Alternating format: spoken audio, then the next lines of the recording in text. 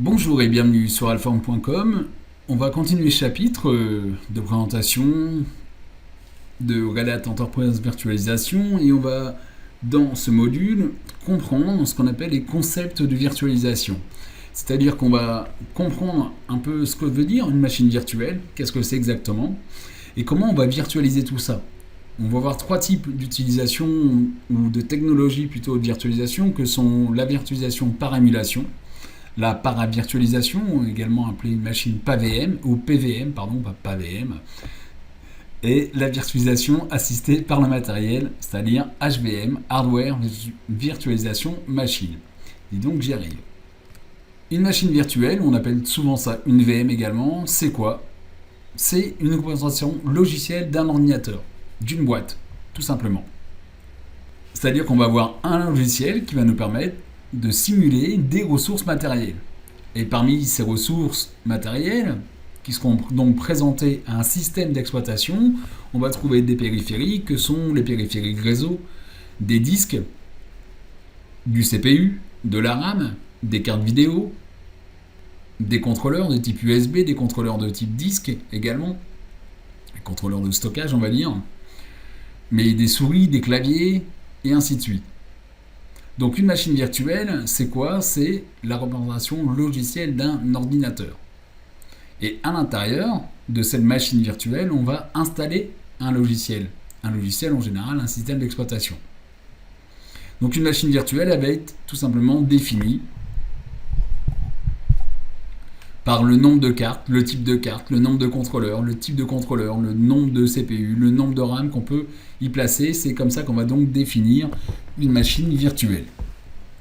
Donc, si c'est une représentation logique, c'est-à-dire qu'on a un logiciel qui va simuler ou émuler les ressources, on va donc trouver des logiciels qui vont nous permettre d'émuler plusieurs plateformes de systèmes d'exploitation et bien sûr isoler les uns les autres.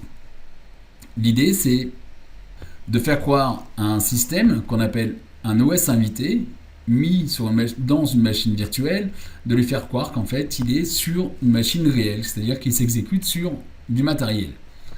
Alors l'avantage de tout ça, c'est que les machines virtuelles, ça va diminuer fortement le coût, bien sûr en réduisant le matériel. Ça va également réduire les coûts électriques. Ça va nous offrir énormément de facilité d'administration des systèmes à travers des produits comme des fonctionnalités, comme les snapshots, les clones, les modèles, ce genre de choses, la haute disponibilité de nos machines virtuelles, la migration, l'affectation de ressources à chaud. Par exemple, j'ai besoin d'une machine virtuelle avec tant de mémoire, elle commence à grossir, j'ai besoin de faire évoluer la mémoire, je lui fais tout simplement évoluer la mémoire de façon logicielle. Pareil, je veux lui rajouter un disque, j'ai pas besoin de redémarrer ma machine, je lui ajoute un disque, il est pris en compte directement. Alors pour faire tout ça, on va utiliser donc ce qu'on appelle les logiciels. Et parmi ces logiciels, on va trouver l'émulation. Alors ces logiciels, on appelle ça des hyperviseurs en ce qui nous concerne. Alors il y a deux types d'hyperviseurs, il y a des hyperviseurs de type 1 et de type 2. Donc la grosse différence entre les deux, c'est que les hyperviseurs de type 2, si je ne vous dis pas de bêtises parce que des fois je m'inverse, le 1 et le 2, ce sont donc tout simplement des logiciels comme on trouve, comme VirtualBox par exemple, ou Vagrant, ou VMware Workstation également. Donc des produits de virtualisation qu'on installe sur le bureau en général pour virtualiser un ou deux OS en vue de faire des tests dessus ou d'utiliser des fonctionnalités qu'on n'a pas disponibles sur notre OS qui est installé. On trouve donc d'autres types d'hyperviseurs de type 1, c'est ce qu'on appelle bare metal, c'est-à-dire qu'ils sont installés directement sur le matériel. Donc le logiciel, le système d'exploitation qu'on utilise, c'est un hyperviseur. C'est ce que nous on va utiliser donc dans le cadre de cette formation, dans le cadre de l'utilisation du produit Red Hat Enterprise Virtualisation. Donc les premiers types de virtualisation qu'on va trouver, c'est ce qu'on appelle donc de l'émulation. L'émulation, ça veut dire que lorsqu'un système d'exploitation a besoin d'accéder à du matériel, logiquement, il accède directement au matériel via souvent son noyau.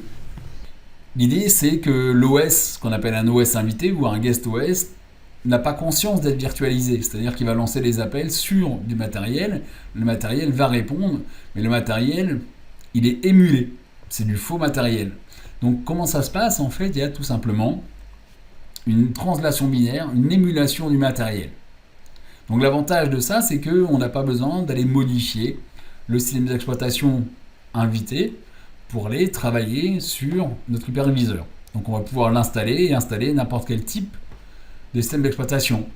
On pourra émuler n'importe quel type de CPU, par exemple de l'ARM, de l'Intel. Alors l'émulation c'est bien parce que du coup on va pouvoir émuler tout ce qu'on veut comme système d'exploitation.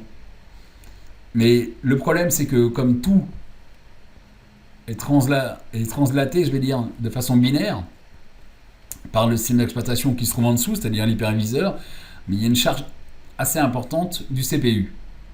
Donc afin d'améliorer tout ça, d'améliorer la virtualisation, d'améliorer les performances, on va trouver deux technologies, la première étant la paravirtualisation. Alors l'idée, ça va être d'installer des pilotes dans l'OS invité, et des pilotes spécifiques. Donc qu'est-ce qu'on va faire? On va donc modifier le noyau du système d'exploitation invité, en installant, comme je disais, de nouveaux pilotes. Ça va permettre une meilleure communication ou une communication entre l'hyperviseur et le guest à travers ce qu'on appelle des back-ends, c'est-à-dire qu'on aura un back-end dans l'hyperviseur qui va discuter avec l'OS invité. On va trouver également, qu'on peut considérer en paravirtualisation, ce qu'on appelle le PCI Pass-Through ou le Direct Pass I/O ou le SRV I/O également, qui permet en fait à l'OS invité d'aller directement se connecter sur du matériel. Donc c'est-à-dire que je pourrais prendre ici une carte par exemple qui est dans mon matériel et la dédier à un OS invité. Du coup on doit la dédier, elle est plus partagée. Mais ça va offrir de bien meilleures performances. Donc la paravirtualisation, on va toujours installer des drivers spécifiques, donc paravirtualiser notre machine. Donc on aura une machine émulée mais également paravirtualisée. Donc on aura on va dire, très bonnes performances. L'idée dans la virtualisation assistée par le matériel, c'est tout simplement l'ajout d'extensions de virtualisation dans le processeur. Alors depuis quelques années, Intel et AMD fournissent dans leur processeur des extensions, c'est-à-dire des fonctionnalités liées à la virtualisation, comme on avait il y a eu quelques années, par exemple, tout ce qui était ajout des fonctionnalités multimédia, par exemple. Alors, qu'est-ce qui va se passer en fait? Du coup, les VM, les machines virtuelles, vont gérer eux-mêmes leur interruption et ce qu'on appelle les changements de contexte. Donc on n'aura plus d'émulation des zones mémoire, on n'aura plus d'émulation du CPU. Ça va supprimer une partie de la couche de virtualisation, qu'on va appeler VMM comme Virtual Machine Manager. Alors bien sûr, c'est comme si en fait l'OS invité était presque sur le matériel puisqu'il accède directement au matériel. Bien sûr, on a toujours un hyperviseur et toujours un VMM, c'est-à-dire une couche de virtualisation qui va donc gérer en fait tout simplement les accès aux zones mémoire, les accès sur le CPU et pourquoi pas les accès sur d'autres matériels.